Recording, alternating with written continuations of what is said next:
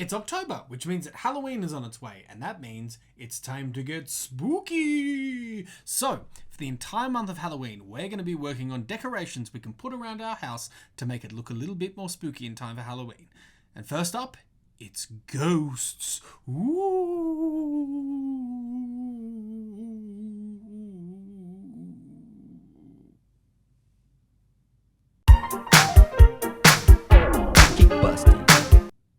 Do you believe in ghosts?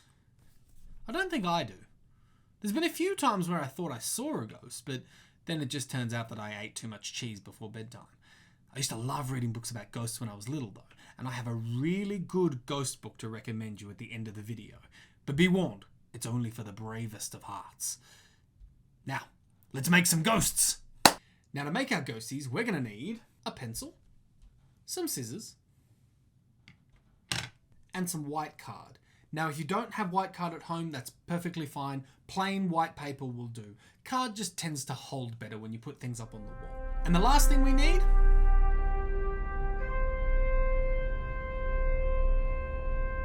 a pen. Now, we haven't used pens on this channel before, and I think it's high time we started getting into it. There is one rule we need to remember when we use the pens, however, and that is that we never leave the lids off our pens. There is nothing more devastating than going through your pencil case and finding a dead pen because you forgot to put the lid back on. So we always put the lids back on our pens. Right. Let's get started. So let's start with a very faint circle in the middle of our card. Just like that. Then we'll use a line and we'll cut off the bottom there. That's going to be the bottom of our ghost. So the kind of ghost we're going to be drawing today is the typical style that looks like someone in a white sheet. So what you want to think about is, how do you want the bottom of your ghost to look like? Do you want it like raggedy and jaggedy like a torn sheet, or do you want it nice and flowing like a nice bed sheet? For this instance, I'm going to go with a jaggedy end. So we'll do lots of points like this. Yeah, there we go. That's the end of our ghost. The best part is that now that we've got this basic shape down, you can do a ghost of any shape, any size, any character. So I'm going to start by doing just some faint eyes. We'll just do our eyes nice and faint for now. And I'm going to give a nice happy smile. I'm going to do a happy ghost to start with. I'll give him some cheeks like that. And then I'm going to give him little arms like this. Little nubbin arms.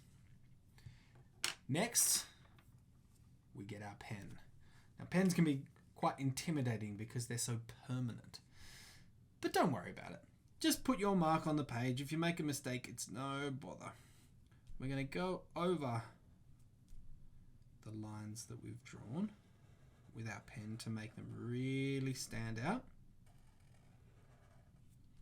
Like that. Put the eyes there. Other eye there. And there we have it. We have our face. Now the next fun part to do is to pick up the sheet of card, get your scissors, and cut around the outside of the ghost. Now we didn't draw the outline of the ghost because we're going to cut it out so it just has a white edge. Keep busting.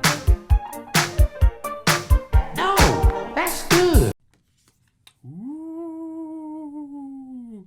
Now, like I said, you've got the basic shape down, and we've got lots of spare card too. So what I'm going to do is not waste this card. I'm just going to do a few more ghosts of different sizes. Keep busting. No, that's good. Now this is a really good drawing exercise because you can do as many of these as you want and just practice doing all sorts of different types of faces. You can have happy ghosts, angry ghosts, scared ghosts. The possibilities are endless. Here's some that I made last year for our Halloween party.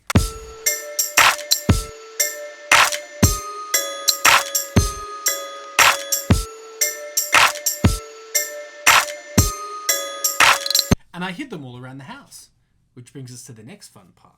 Now, talk to your mum and dad about this first, get their permission, and find out what they don't mind you using to stick these on the wall. I used blue tack to stick these up on my house, but that's because my house is mine, and I don't mind putting blue tack on the walls. Your parents might have a different opinion on that. So they might be happy with sticky tape, or they might be happy with blue tack, but just make sure that you ask them first. Then, make a game of it. Hide them all around the house, and when Halloween comes, try and see if everyone can find the ghosts that you've made hidden around the house. It's a fun way of getting ready for Halloween and making your house just a little bit extra spooky. Oh, I promised you a ghost book, didn't I? Right. Now, if you happen to be in your library and you stumble across this book in the Dewey Decimal System area 001.9, where all the interesting books are, you must proceed with caution, because this is the definitive ghost book. It's made for kids, but man, there is some spooky stuff in this book. The World of Unknown Ghosts. I found this book in my library when I was about 7, and I was obsessed with it. It tells you everything you need to know about ghosts. The history of ghosts, customs relating to ghosts, unlikely ghosts, what to look at in a haunted house, a village with a dozen ghosts, ghosts around the world. There's even a section with photos of ghosts, which used to really freak me out as a kid. But I love this book. I borrowed it from the library so many times. It's so much fun. So if you're curious about it, The World of the Unknown, Ghosts. See if your library has a copy. Or if you want one for yourself, I'll leave a link in the description. Probably best to read it just during the daytime though. Right, that's enough from me. Until next time, stay spooky, be lucky, and don't forget to draw every day.